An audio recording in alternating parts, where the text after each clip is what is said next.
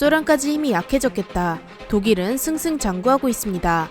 과거 1936년 독일과 일본 사이에 체결한 방공협정, 1939년 독일과 이탈리아 사이에 체결한 강철조약, 이 조약에 속해 있는 세 개의 국가는 모두 소련에 대항하기 위해 군사동맹을 맺고자 했습니다. 하지만 1939년 독소 불가침 조약으로 독일이 소련과 손을 잡게 되면서 이전의 군사동맹은 무산됩니다. 그럼에도 이들이 소련과 미국에 대항해 전쟁을 펼치겠다는 방향성은 같았습니다.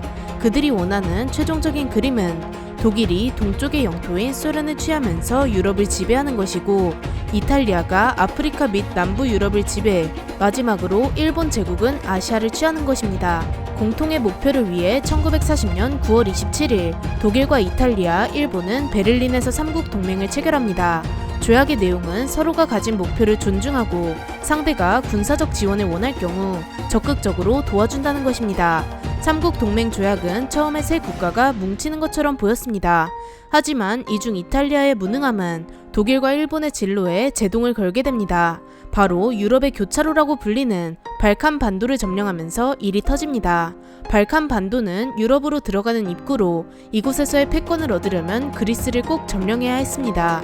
이탈리아의 총리인 무솔리니가 처음 그리스 침공에 대한 뜻을 전했을 때 히틀러는 무솔리니가 성공할 것이라는 믿음이 있었습니다.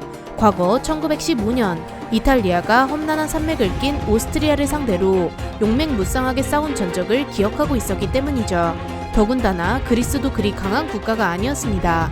하지만 이탈리아군은 충분한 전력을 갖추지 못한 상태였습니다. 이미 에티오피아로 군대를 파견한 상태였기에 그리스 국경에 배치할 수 있는 군대도 소수였으며, 또한 대중을 선동하기 위해 동일한 병력으로 부대 수만 늘리고 부대 규모를 줄여버렸습니다. 결국 부대 각각의 전력은 현저히 낮아지게 되었죠. 이런 악조건을 가지고 1940년 10월 28일 이탈리아는 15개의 사단으로 그리스 영토를 공격했습니다. 무솔리니는 그리스의 핀두수산으로 기갑 부대를 투입했지만 험난한 산맥으로 유명한 그리스 영토는 기갑 부대가 쉽사리 진격할 수 없었습니다. 이탈리아에게 불리한 조건에서 한 달가량 이어진 전투는 그리스군이 적군을 순조롭게 막아내는 결과로 이어졌습니다. 심지어 이때를 기점으로 기존 이탈리아의 공세에서 그리스의 공세로 바뀌어버렸죠. 이후 그리스 증원군이 전선에 도착하자 그리스는 이미 힘이 빠진 이탈리아 사단을 향해 역공을 가했습니다. 이탈리아군은 겨우 15개의 사단만으로 그리스군 11개 사단을 막는 상황에 처했습니다. 사단의 수로 봐서는 이탈리아가 우세해 보이지만 이탈리아의 사단은 그리스군에 비해 병력의 수와 장비의 질에서 뒤처져 있었습니다. 결국 무솔리니의 군대는 그리스군의 역공에 밀려 알바니아 안으로 들어가게 됩니다. 이렇게 이탈리아가 그리스에게 밀리자 독일은 발칸 반도에서의 영향력을 지키기 위해 그리스 침공을 계획합니다. 하지만 이 계획은 주변 국가들과의 외교 분쟁을 초래할 수밖에 없었습니다. 독일이 그리스를 침공할 경우 독일과 그리스 사이에 위치한 중립국인 유고슬라비아가 중립을 유지하지 못하고 독일 편에 서게 될 수밖에 없었습니다. 이때 유고슬라비아가 독일의 압력으로 전초 기지를 내줄 경우 독일이 이를 통해 소련을 공격할 수 있기에 소련에게는 독일의 행보가 마음에 들지 않을 것이 뻔하죠. 이런 외교적 문제가 생길 수 있음에도 히틀러는 이탈리아가 패배하는 모습을 절대 보고 싶지 않아 공격을 결심합니다. 그리고 무엇보다 발칸 반도에 있는 풍부한 양의 자원이 히틀러의 공격 결심에 영향을 끼칩니다.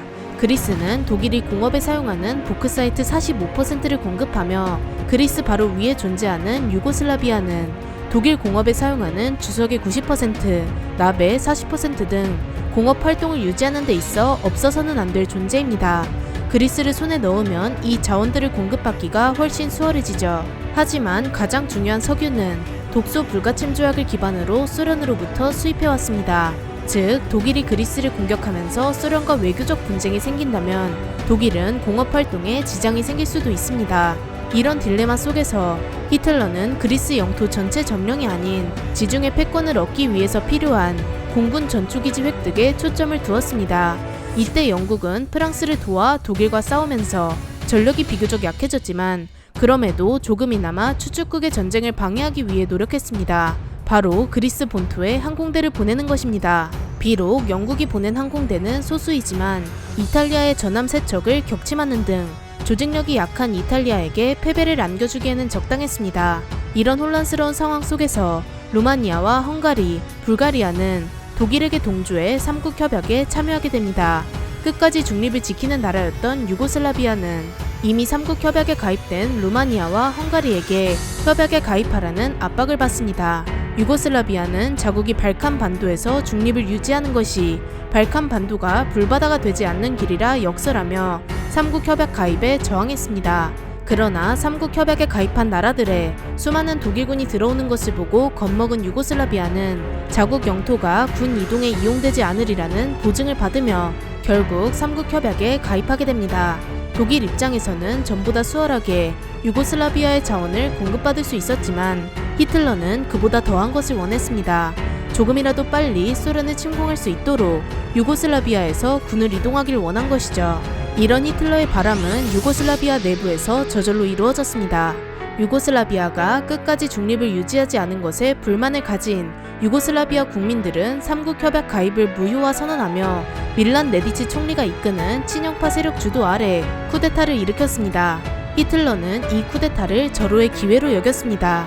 히틀러는 유고슬라비아의 혼란한 정치 상황을 진압한다는 명목으로 유고슬라비아를 침공합니다. 쿠데타를 지원하던 유고슬라비아의 군대는 독일에게 손쉽게 제압되어 버립니다. 이렇게 순식간에 쿠데타가 제압된 이유 중 하나는 바로 낙후된 유고슬라비아의 군대 때문입니다. 유고슬라비아 공군의 기체 450대 중 200대가 1차 세계대전 당시 쓰였던 기종이기도 했지만 결정적으로 군을 효율적으로 통솔하는 능력이 없었습니다. 유고슬라비아의 육군은 폴란드 침공 당시 폴란드가 한 실수를 그대로 저지릅니다. 적은 수의 군으로 모든 것을 지키고자 이탈리아, 루마니아, 헝가리 국경 등 모든 곳에 군을 배치했으며 심지어 구닥다리 소총이나 노새가 끄는 산악 대포로 방어하는 것이 전부였습니다.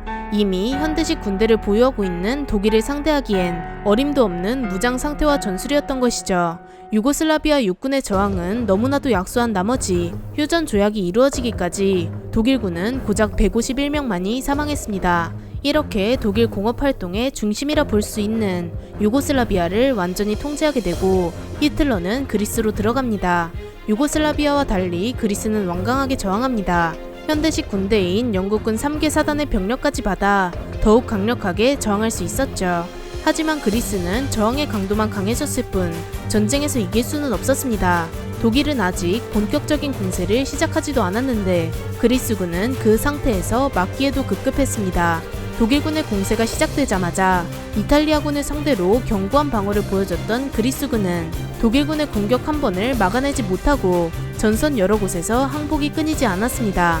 그 와중에 그리스의 총리 알렉산드로스 코리치스가 그리스의 암울한 상황을 비관하며 자살하는 바람에 정부 수반들의 단 한 명마저 사라졌습니다. 또한 영국군이 전선에서 후퇴하면서 그리스의 상황은 한층 더 악화됩니다. 영국군은 독일군의 공격에 계속 후퇴하며 싸우기보다는 차라리 좀 더 전략적으로 중요한 지점으로 후퇴해 저항하는 것이 좋다고 판단했습니다. 차량화 장비들이 많았던 영국군은 퇴각에 성공했고 독일군과의 최후의 결전지로 크레타 섬을 택합니다. 크레타 섬은 그리스 영토 중에서 가장 중요한 지역으로 동지 중에 제해권을 유지하기 위한 영국 함대가 있는 곳이며 크레타 섬에 있는 비행장을 이용하면 독일에게 석유를 공급하는 루마니아를 폭격할 수 있는 위치입니다. 향후 독일군에게 지속적으로 저항해야 하는 영국과 그리스에게는 절대적으로 지켜야 하는 지역입니다. 독일군은 크레타 섬으로 향하는 길을 막아서는 그리스군을 순조롭게 정리하고 발칸 반도의 마지막 행선지인 크레타 섬으로 향합니다. 과연 독일의 공수부대원들은 그리스군과 영국군에 맞서 순탄하게 크레타 섬을 점령할 수 있을까요?